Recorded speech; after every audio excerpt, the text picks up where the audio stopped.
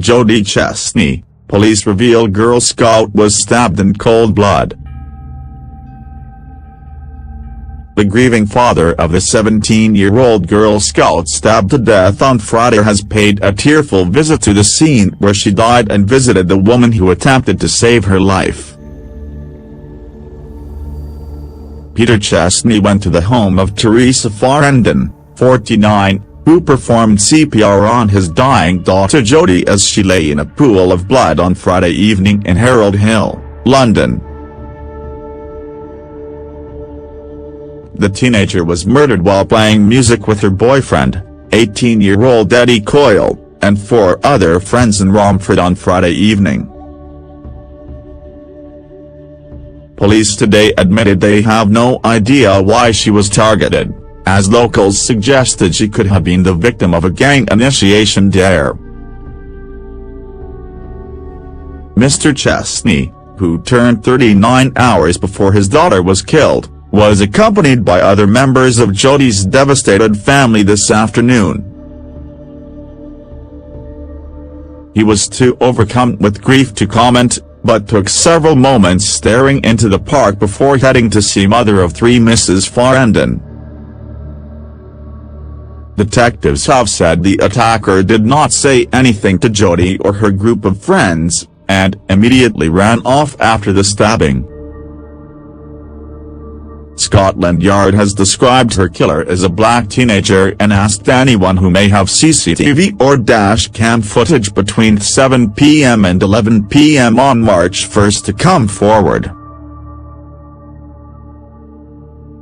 Friends of Ms. Chesney went online to tell her family that gang members were tasked with murders to gain entry to groups, or that a gang member may have been dared to stab a random person to show their loyalty. Ms. Chesney's grandmother, Debbie, told friends it was a possibility. Today she said the family was living through a nightmare and appealed to the attacker or anyone who knows him to contact police. Detective Chief Superintendent Shabnam Chaudhry, who was leading the police response to the murder in the local community, said on Monday that we still don't have any idea why the teenager was attacked. Ms. Chaudhry refused to speculate on whether the attack could have been some form of gang initiation. Local resident Jerry Carr, 57, said that gangs have been a problem in the immediate area for years, leaving locals scared to go out at night. She said, "I was told that there was an argument in that park. Then those boys came back half an hour and attacked her. To be quite truthful, people are too scared to go out after dark around here. It's been going on for years. When you walk past you can always smell marijuana. You see young boys hanging outside the flats, selling drugs. There are so many gangs, that's why they put so much CCTV in. They barely have any in the parks, that's why they go there."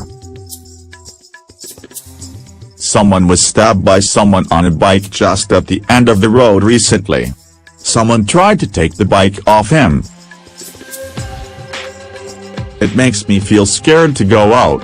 Especially as you get older, you lose your confidence in case they do something to you."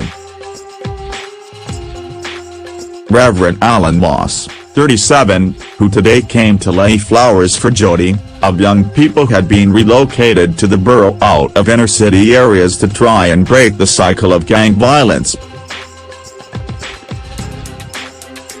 Reverend Moss, of nearby St. John's and St. James Church, said, "It's not really solving the problem, it's just moving it. There were a lot of people who weren't gang-affiliated who now are." He continued, "Of course this may not have been gang-related, it could have just been a random attack." Ms. Chesney's death came on a weekend of violence around the UK, with 17-year-old Yusuf Mokdi stabbed to death in the village of Hale Barnes, near Altrincham in Greater Manchester, the following night. Ms. Chesney was an enthusiastic scout explorer who had visited Downing Street in November, posting on Instagram that it was so much fun and I'm basically famous now. She was also selected to honour the Chelsea pensioners at the Royal Albert Hall, appearing in a BBC broadcast last year in front of the Queen and Prince William. Ms. Chesney's boyfriend, Mr. Coyle, left an emotional message on a card at the scene, saying, "Jodie, you're the best thing that could have happened in my life. I will love you always and you will forever be in my heart, beautiful." Jodie's mother Claire Gilham also left flowers at the scene of the murder yesterday, while her grandmother called for an end to needless violence. Speaking to ITV News, her uncle Dave Chesney said the family was devastated, adding, "This was a totally random and unprovoked attack on a beautiful, lovely and quirky young girl with her whole life in front of her." Her grandmother Debbie Chesney said, "This was our youngest granddaughter. How have we come to this point where kids can't have a walk in a park without suffering an unprovoked attack? If anyone knows anything about this, please contact the police with information. We don't want anyone else to go through what our family is suffering right now. This has to stop. There are too many young people having their lives cut short by needless violence." Chrysal Pasha, who lives close to the scene of the stabbing, told Sky News she heard arguing and shouting before a disturbing scream in the moments before the attack. Witness Mrs. Farendon, 49, and her friend Kelly Smith, 36, said two men stabbed the teenage girl in front of her boyfriend before fleeing. Mrs. Farendon said, "I was trying to do my coat up in the drive and I shouted out, 'Is everything okay?' as I was worried it could be kids drinking. Then a boy said, 'No, I need help. My girlfriend has been stabbed and I just flew over there in my flip-flops.' We tried to compress the wound to stop the bleeding, but there was just so much. It was like being in a horror movie. When I got there she was breathing but it was very shallow, she was groaning and there was a slight pulse. The boyfriend was holding her and kissing her face. He was whispering and begging her, 'Please, please stay awake.'" Romford resident Mrs. Farendon said, "The ambulance arrived and I told the 999 call handler. She asked me to stay on the phone until the crew had reached us on the park. And in that moment the girl died. I turned to look at her and my friend, who had come to help, just said, 'We've lost her.'" Mrs. Farendon, whose house faces the park, began CPR but did not realize the blade remained lodged in Jodie's back. It is believed she was stabbed with such force that the blade snapped, meaning those who tried to help her could not see it. She added, "The knife blade was still in her, but I didn't see it because it was dark. I didn't realize at the time, but then all I kept thinking once the police told me was, have I put the knife in further by giving her compressions?" She added, "It was horrific, it was just the blood. There must have been 2 pints of blood. There was so much of it. The girl was moaning, but she was mostly silent. We checked her pulse and we could hear her breathing." Mrs. Farendon went on, "People are scared to help, but all I was thinking with my mother's instinct was I need to help. Her boyfriend did everything he could. When I came over she was on her back so I moved her onto her side. Then the boyfriend's friend came over with some kitchen roll. Then there was another girl and a man came over in a van to help and took his coat off to keep it on the wound and keep it compressed as much as they could. I think he was the dad of one of the boyfriend's friends. I was just trying to keep her legs in the recovery position because she was heavy, like a dead weight. Just as the ambulance crew turned up, she had gone. My heart is with the family. How something so devastating like that could happen to a young girl. Mrs. Farendon added, "It is so traumatic. She is not going to have any children, she is not going to get married, it has all been taken away. She was such an attractive girl and her boyfriend was a lovely-looking lad. It just seems so random. It must have been horrific for her boyfriend and those other young people there to experience. It is just unreal. I thank God, it could have been my daughter." Acting Detective Chief Superintendent John Ross, of the Met's East Area Command Unit, said, "Yesterday a 17-year-old girl lost her life, and I want to express my deepest sympathies to this girl's family and friends. Her death is a tragedy. I can reassure them and the whole community that we are doing everything possible to identify and bring to justice the person or persons responsible." Sadiq Khan said he was filled with anger and devastated by the killing of the teenager. The mayor of London said on Twitter, "Devastated by the fatal stabbing of a 17-year-old girl and Havering. My thoughts are with her loved ones. It fills me with anger that violent criminals are targeting young Londoners with their whole lives before them. I encourage anyone with information to contact the police." Today Theresa May insisted there was no direct correlation between knife crime and police cuts which began while she was Home Secretary. Speaking in Salisbury she said, "If you look at the figures, what you see is that there's no direct correlation between certain crimes and police numbers.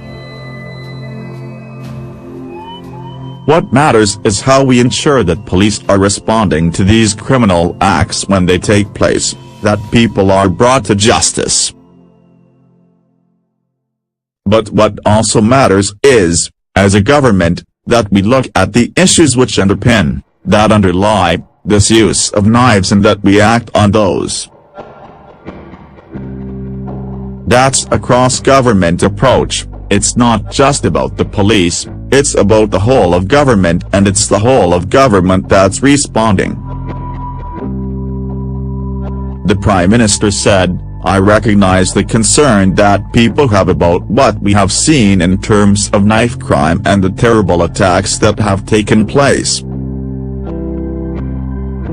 She added, "This is something which, yes, obviously there is a police response when a crime takes place, but we actually also need to address this across the causes of knife crime, why it is that so many young people are carrying knives. A lot of this is gang-related, some of it will be drugs-related, there are a wide variety of issues that need to be addressed here and that's what the government is doing." The Met's Ms. Chaudhry said, "We are working robustly, not just here but across the whole of London. We've increased overtime, we've extended the number of officers on shift, we've seen an increase in stop and search. We've carried out over 2,500 stop and search in the last few days, so we are working very robustly. I'd love to have more officers, but I have to work with the numbers that I've got. Birmingham blighted by knife crime as 3 stabbed to death in 12 days. Police in Birmingham are also battling to stop knife crime across the city after 3 teenagers were fatally stabbed in just 12 days. Student Hazrat Ammar, 17, died after being knifed in Cherrywood Road, Bordesley Green, at around 2 p.m. on Monday. Hazrat Ammar, 17, who was the nephew of the former chief prosecutor, was knifed to death on his way to the gym in the Bordesley Green area of the city. West Midlands police have revealed a 16-year-old youth has now been arrested on suspicion of murder. The killing comes 5 days after 16-year-old Abdullah Mohammed was discovered fatally wounded near a park in Small Heath, on February 20. A post-mortem examination found that the student, of Lyndale Avenue, Hodge Hill, died as a result of an assault. He was stabbed in the chest and back. Another teenager, Mohammed Sadali, also 16, died in hospital on 15 February after being attacked outside Joseph Chamberlain Sixth Form College in Highgate. A knife arch was placed outside McDonald's in nearby High Street, with officers also using stop-and-search powers following the deaths. Speaking in Birmingham, Home Secretary Sajid Javid said he is very concerned about stabbings in Birmingham. A 16-year-old boy was taken to hospital after he was knifed in the leg in Birmingham city centre on Tuesday afternoon. Police sealed off parts of Bull Street following the stabbing in a British Heart Foundation store, which has a large blood stain on the carpet inside. Shoppers crowded around the scene while police searched bushes in the area after being called to the incident at around 5. A West Midlands police spokesperson said, police have been called to a stabbing at a shop in Bull Street, Birmingham city centre, around 5:30 p.m. today, Tuesday 26 February. A 16-year-old boy has been taken to hospital with a leg injury. Inquiries are at an early stage and anyone with information is asked to contact police.